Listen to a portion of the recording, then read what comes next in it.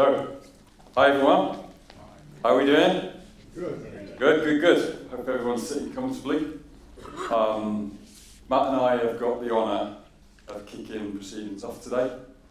And we've got what we hope you'll find a thought-provoking and inspiring story. And we're going to talk a little bit about some examples of how we can get value out of the data that we've got. I wanted to start today by letting you know that I graduated in 1990 and got my first ever graddy job with a company called EDS. It was a global systems integrator, and they told me I could be located anywhere in the world. I was so excited to find out. When I got the offer letter, I was a bit shocked and horrified to realise I'd be moving to Milton Keynes. I've ended up living here for 35 years. 6 years ago, we relocated Aiimi from London Bridge to Milton Keynes. So I feel in a roundabout way, I'm responsible for dragging you all from all corners of the world today to come and spend the day with us. But Milton Keynes is a fantastic city, so welcome to Milton Keynes. A few years ago, some family came to spend the weekend with us, and they asked us would we take them to Bletchley Park. And it was one of those classic, we've got a tourist attraction on the doorstep that we've never been to. So we came and spent the day, and it was a fantastic experience. I couldn't believe it. I was reflecting at the end of that day. I couldn't believe that in the 1980s, this place was nearly demolished to build a housing estate. But somehow, this physical asset that was going to get destroyed has been preserved. Back in this operation, for many years afterwards, all of the information here, rightly so, was classified as top secret. And as planned, it became invisible. Nobody wanted us to find out what went on here. But in the 1990s, the government declassified all of the information, and Bletchley Park became a museum in '93. And what that did is it gave us an opportunity to discover the information that was here and actually what went on. When we started to discover it, we found heroes. We found people that we'd never heard of before, that we didn't know anything about, experts that had done some remarkable things. It gave us an opportunity to recognise who they were, to celebrate what they'd done, but importantly to pass on that knowledge for generations to come. We also learned about new ways of working that we'd never seen before. They were the pioneers of Agile, every day, failing fast, taking what they'd learned in that day and iterating into the next. It was also the first and biggest ever hackathon. 10,000 people from one of the most diverse backgrounds came together. I think it was 70% women, different nationalities, different languages, different walks of life, from mathematicians to musicians.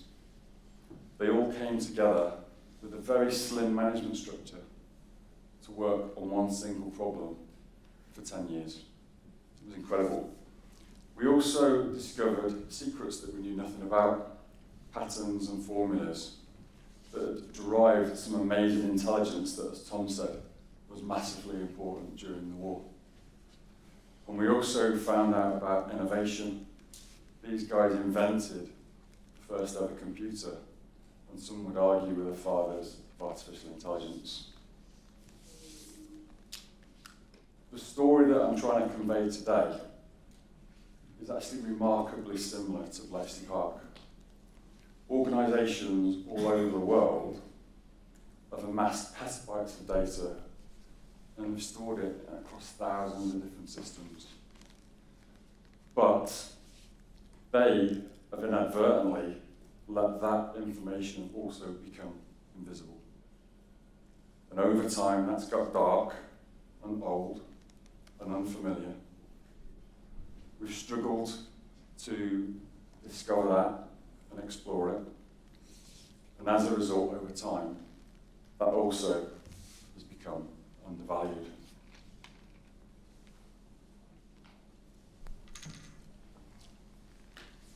Hidden away in those organisations' data are their heroes, experts with profound amounts of knowledge, but we're struggling to find who they are, and we're struggling to share that with people. Hidden in that data are also secrets and formulas and patterns that can lead to innovation, that can help us invent new things, but also we've got blind to some insights that are buried in there as well. Insights that can help drive productivity, but potentially even help us to build new business models.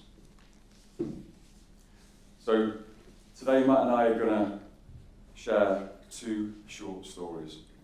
One are some unforeseen consequences that have happened over the last 30 years of technological change that are holding us back. And the second one is to share what we think is a massive opportunity to leverage untold value that exists in that data. So my first unforeseen consequence, I'm going to go back to 1990 when I first started work.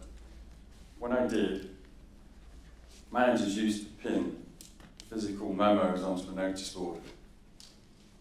We had machine room operators that used to load magnetic tapes and disks into mainframes. And if we needed something from the archive, we used to go to a fiche machine. We had lots and lots of information all over the place. But all of that information was stored on physical media. And each media had a custodian. It was someone that cherished and loved and protected that. And they could get us the information in an instant if we ever needed it. But there was also something quite special about that physical media. It felt valuable, it felt important, and you kind of got conditioned to look after that and protect it. And we get the same feeling today when we walk into a library. Your behaviour changes, you're more respectful of that environment, and you're always super impressed with how a librarian can find you the book that you're trying to read. So our first unforeseen consequence is that we don't respect information in the way that we used to. Within a few years, starting work, we started seeing PCs and desktop applications. So we got rid of those memos and the acetate presentations. We started using email and PowerPoint. And bit by bit, we digitized all of those medias. We fired the custodians because they were too expensive. And we became the gatekeepers. And we started to let things get out of control. All of that information that we stored on disks, it all looked the same.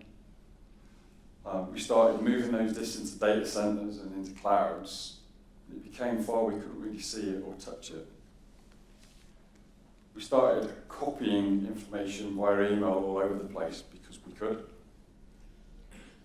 And so our information became diluted. And because disks got cheaper and cheaper and cheaper, we saved more and more, and we didn't delete anything. So our next unintended consequence is that we've got the value of that information. Then, as the years went on, more and more corporate systems, more and more technologies came to life, so we started buying more and more of them. We built our own applications, and we started consuming SaaS services, and we started storing data in lots of different places. And again, because we could, we started storing that same information in multiple places. We all know that finding a needle in a haystack's hard, but today we've got to figure out which haystack to go and search first. So we've got our next unforeseen consequences. We can't find anything anymore. All of these organisations, they understand that data is important. They've got intellectual property in there, they're worried about cyber attacks, they're worried about personal identifiable information. So we create quite complex permission structures that allow us to authenticate who people are and to approve what they're allowed to see. One of the challenges, as we keep adding more systems, we tend to set permissions up with a team of people that are principally using that system. But then with starters, movers, leavers, mergers and acquisitions, restructuring, those permission structures get more and more complicated. And we know that, on average, an employee can only see 1% of the data that exists in any company. We also know from research that we've done personally, looking at tens of thousands of searches, that when an employee is going to look for something, more than 90% of the time what they're looking for, they can't see. It's invisible to them. So we get our next unforeseen consequence, which is people are recreating information. Sorry? We don't have permission to see it, so people are recreating it. Again, we did some research about 10 years ago with a few large enterprises, and we looked at petabytes of data on their network drives, and we found that over 70% of that information was only used once on the day that it was created. We know that because people can't find it, they're systematically recreating that. Or maybe even worse, making business critical decisions without the right information to hand.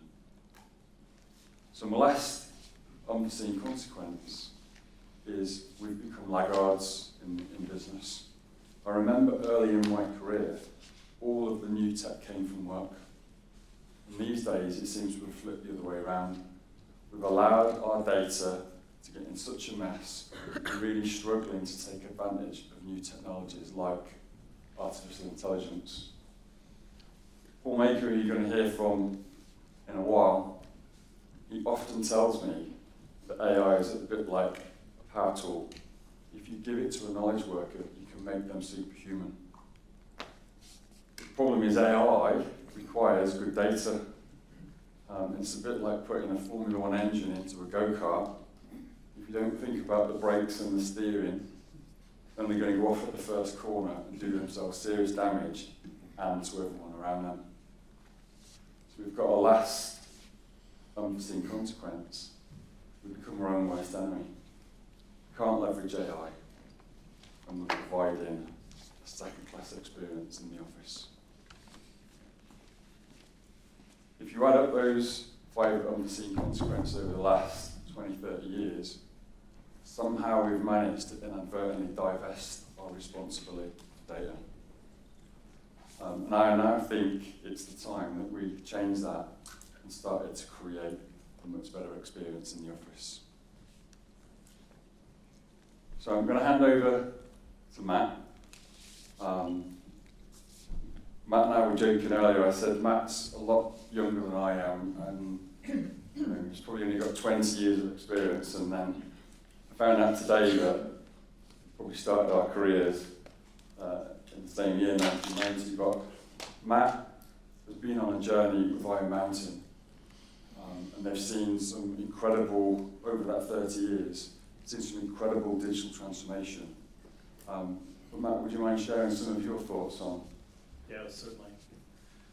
Yeah, when we first started talking about this, we thought I was 20 years younger. After told him he's had more stress in his career.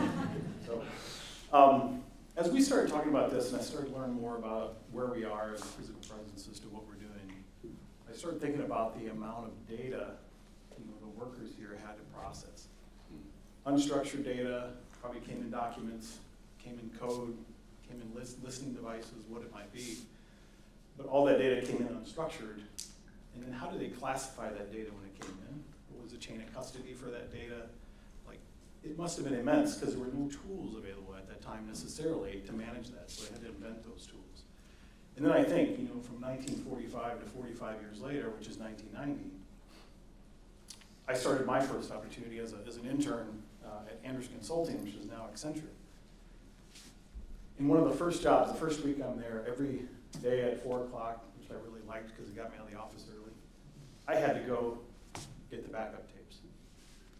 And so I started thinking about that related to this, and I had to go secure that data. I was the chain of custody. As a 20-year-old, I was the chain of custody for the data that we were driving out of that corporate location in Chicago. I would go to a door that was locked with a mechanical lock that I had to push buttons. I would go pick up these tapes. I would classify them, put them in a locked briefcase, and then I would take them to a bank location and secure them in a vault. You think about that today, it's unheard of. But 45 years after what they did here, we're doing a similar thing. We're classifying, we're securing, we have chain of custody on the data that's there. Little did I know, years later, we'd be having the same conversation. So it's an interesting turn of events when you think about what happened here and what we're doing today. You also think about then where we are as an organization, Iron Mountain, to what transpired here. Has it changed that much? I don't know that it has. If you think about all the data that came in physically from the military field, the field of battle here, and then all the physical and digital data that we receive at Iron Mountain. I asked one of our historians at the office, when was our first document stored in the mountain? It was 6 years after they finished the work here, 1951. And so if you think about then amassing that amount of data that we have, right now in Iron Mountain, there's 8 billion boxes of documents stored that have clean chain of custody on those. So when you start to think about truth and data, data management, information governance, policy center, all the things that you need to feed an AI model, those are the elements that you need as far as truth and data to feed that model. And then you talk about what's happening now. I mean, there were early computing, Colossus, is that right? And then of course we're looking at AI and LLMs. But it's really, we're trying to gain insights. Here they were trying to gain insights as to crack the code and what communications were happening on the enemy side. Our side, we're trying to break the code for where do we move our business? Where do we find efficiencies? Where do we extract costs? How do we enhance those processes? And so if you look at where we were to where we're going, there's a tremendous amount of similarities in how we process and look at data and have trust in data.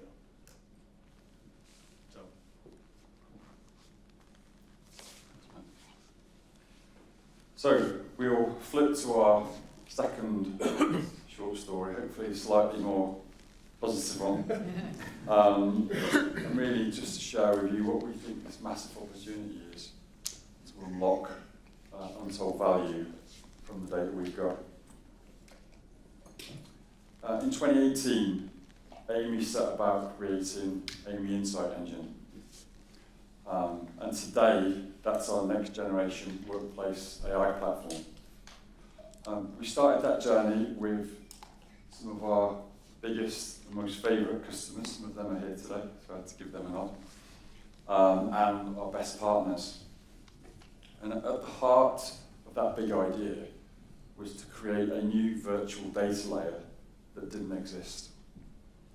The idea was that that would sit across those 1,000 corporate systems, and we would be able, for each one, to be able to discover the information that was in there, classify that, label it, and put it all into a common data layer that would then join all of that data together. So it was a big idea at enterprise scale. We believed that if we could create something like that, it would have accelerated value in every project that we've done in our career so far. When we talk about all information, we really meant that. So first of all, we look at databases and things that live in corporate systems, data records. So think about things like SAP, Workday, ServiceNow. Every transaction that exists in that system becomes an object in that virtual data layer. Documents. So think about things that you might store in Google Drive, Microsoft 365, any enterprise content management system, but also job-specific stores like lawyers might have things in DocuSign, or designers in Design, or architects and engineers might have CAD drawings. So it's all unstructured document type information.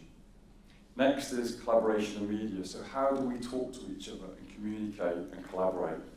So think Slack, Teams, WhatsApp, email. Very different information architectures that have usually got multiple people having different threads of conversations. And often embedded in there is data and content. Next, we've got media and rich content. And what we mean by that are high fidelity, large images, drawings, video, CCTV, or call center transcriptions. Again, really valuable information that we want to connect in that layer. And then we've got web content. Web content, again, is another interesting information architecture, how that's pulled together. But often it's highly curated, highly relevant information that could sit in your website, your intranet, but also just as important in your customers, suppliers, in your ecosystem, regulators. We want to pull all of that knowledge also into that enterprise view. We've built some user experiences that sit on top of that, such as the Aiimi Workplace AI. And what that allows us to do is to be able to, in its core function, is anybody can find anything, no matter where that exists. But more and more of our customers are now using it to operationalize AI. So we can put a prompt that might be looking for something, asking a question, asking to do some work. We can then go and shrink that world down, that big enterprise world, just to get the packets of relevant information that will fulfill that request. Pass that to a library of models and pick the right model for the job, and then give somebody the answer or the work that we've asked it to do. One of the things, the design considerations that we made right at the start of the journey was to make this safe and secure. So one of the ways that we've done that is to focus on audit and citation. So at the end of that process, whatever we do, we can cite the data and where we've got the answers from. But from an audit point of view, we can go back 2 weeks after someone's made a decision, and they can go and look at the answer that was given, look at the model that gave that answer, look at how that model performed, the data that it used, the prompt that was given, and the context around the person that made that query. So making it safe and secure is really cool. More and more of our customers are wanting to turn this platform back at the data itself and use it for AI-powered data governance. I mean, if you think about it, we've now got a layer that understands where all your data is. And it gives us the opportunity to start identifying stuff that's in the wrong place and move it into the right place. We can also start locking things down that are too open, or opening things up that are too locked down. And more now, we're starting to be able to use it to fix data quality issues.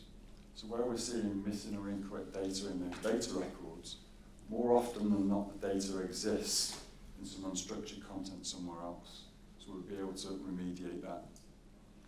One little example I just wanted to end with is we've started to build some agentic processes that go and build golden records, or golden collections as we call them. So if you think about policies or contracts, or let's say sales proposals, the ability to go and find all of those contracts, irrespective of where they are. They could be in DocuSign, they might be in a document library where they're supposed to be, they might be attached to an email or in someone's OneDrive. We can go and build a collection of all of those documents. We can go through a process to make sure that they're the most up-to-date version. And then we can provide a natural language interface that allows people to ask questions and put that data to work. The really cool thing about this is that we can do that irrespective of going and fixing data governance. But what we can do is we can start informing data owners, data controllers, data governance people as to the state of that data and give them tools to go and remediate it. So this technology is now making our data even better.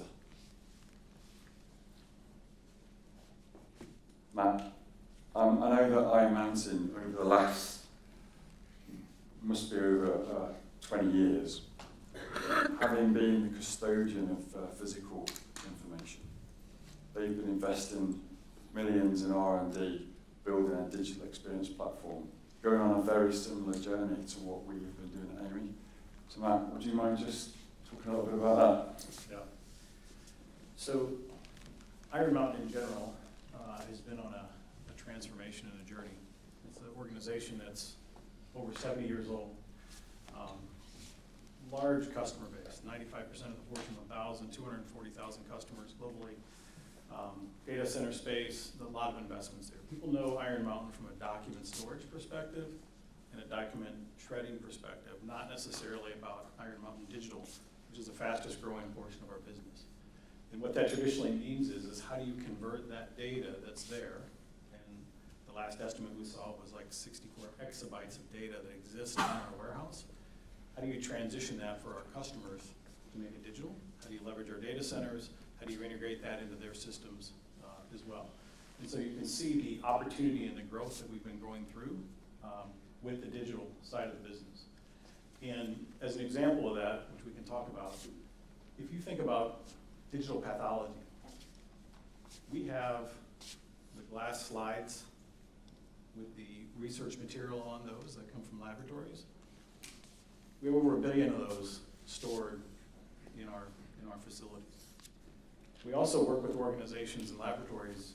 There's one in particular that I'll list at the top. They're producing 4,000 of those slides a day. Now there's a process by which we can go digitize those, and we have the facility to digitize about 7,000 a day in one of our facilities. And you can tell, these have to be really sizable so you can get the amount of detail so you can study these.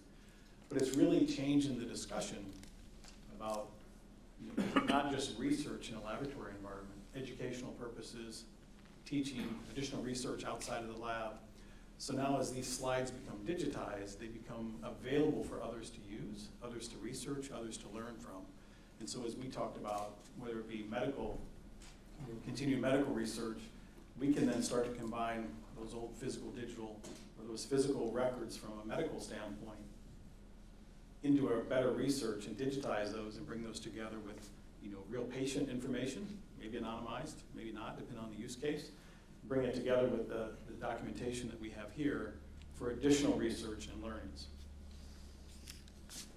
Yeah, I know one of the exciting things about this partnership is how we can use that digitized physical form and connect that into the enterprise and be part of that bigger picture that we talked about. We're hearing more and more stories now, especially in medical research, where, for example, millions of retina photographs that have previously been archived and thought not necessarily useless, but they're being kept based on some retention policy, have been able to be put into a large language model, machine learning capabilities. They've been able to come up with patterns that can detect illness and project when somebody is going to have a particular issue. We can now connect those models into people going in for regular eye checkups and actually use the photograph of that retina and start predicting issues that are going to come up and recommended pathways to avoid that.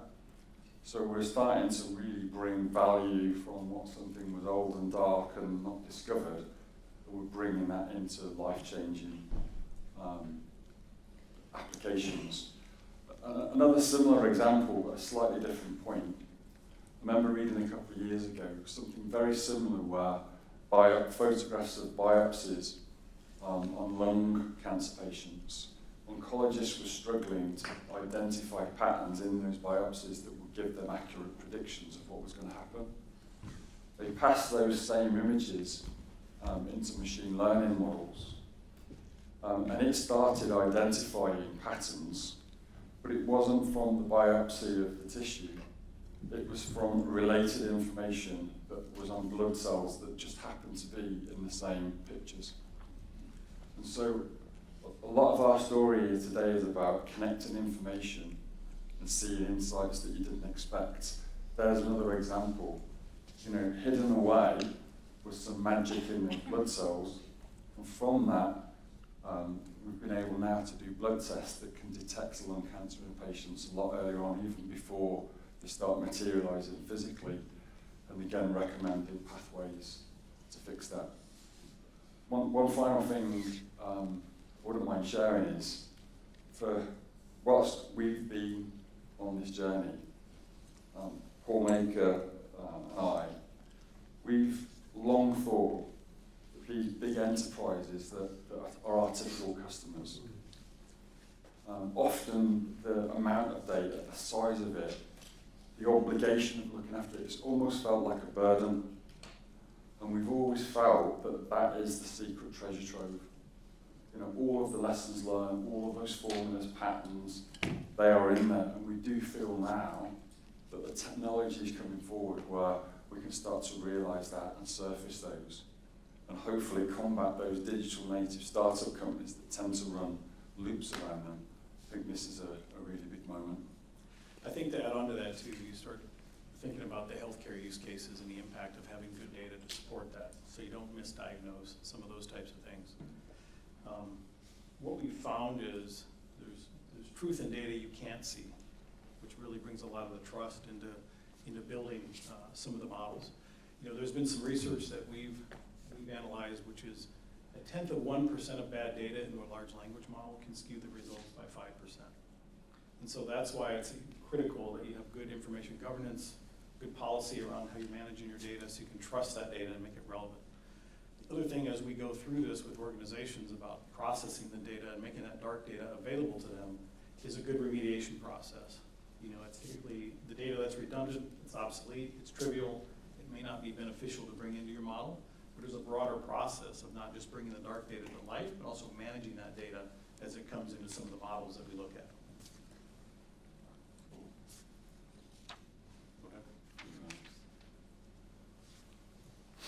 My slide. One of the things I was going to summarize here, which is just that we've talked a lot internally. We can build our models on the world's data, but what's important from our point of view is we build the models on your data, your organization's data, that you've got chain of custody on, that you believe in, that you have good information governance and driving good policy to manage. And so our whole point of view is let's train these initial models on your data so you get the results that you expect. Cool. Last slide. Just want to make a closing comment.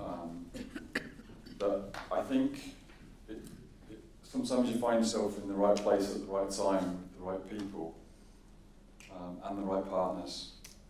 And I feel like this is one of those moments. We've been feeling this brewing now for years. I think there's a massive opportunity for everyone that's in the room that's responsible for data back in their organisations to go and do something that really is transformational. I think the technologies now exist. Got to get our data in good shape, don't get me wrong, but the technologies exist to create a workplace experience that I do think can foster respect and value and can stop us from feeling lost. So I think it's time that we all went back and really focused on creating that experience that will help all of our staff fall back in love with information again. So thank you.